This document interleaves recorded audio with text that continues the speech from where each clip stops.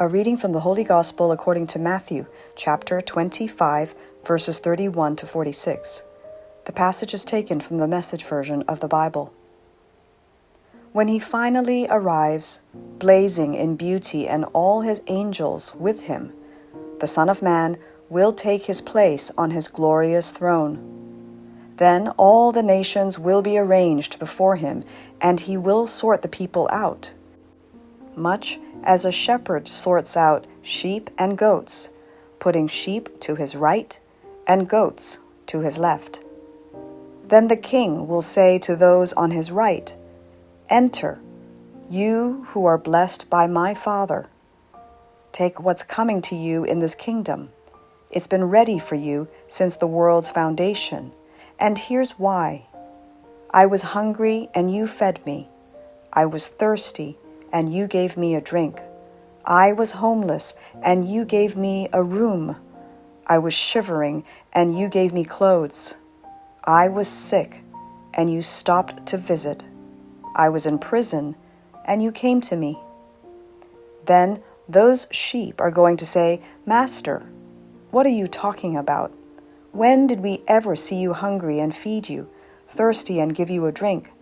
And when did we ever see you sick or in prison and come to you?" Then the king will say, "I'm telling the solemn truth. Whenever you did one of these things to someone overlooked or ignored, that was me. You did it to me." Then he will turn to the goats, the ones on his left, and say, "Get out, worthless goats. You're good for nothing but the fires of hell." And why? Because I was hungry, and you gave me no meal. I was thirsty, and you gave me no drink. I was homeless, and you gave me no bed. I was shivering, and you gave me no clothes. Sick and in prison, and you never visited. Then those goats are going to say, "Master, what are you talking about? When did we ever see you hungry or thirsty or homeless or shivering or sick or in prison and didn't help?" He will answer them, "I'm telling the solemn truth.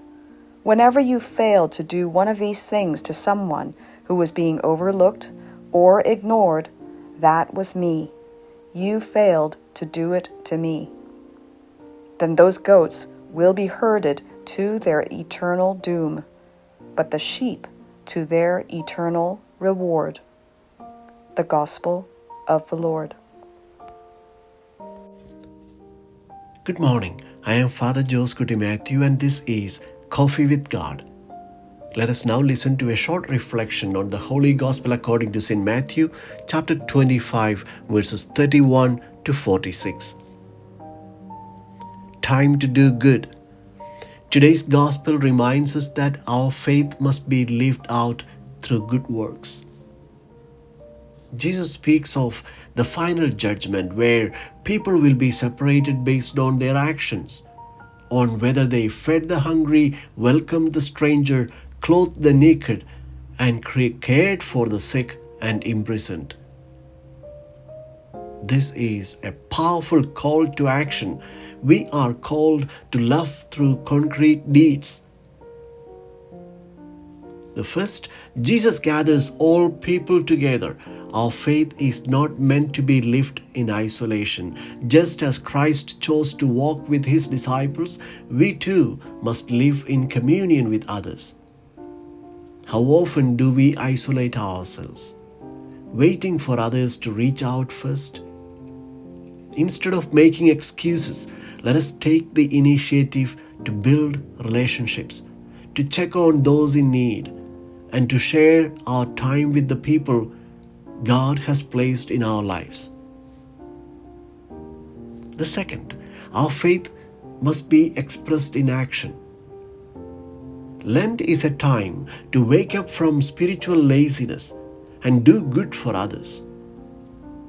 If we fail to go out and serve, our communities become unhealthy, filled with gossip and division instead of love.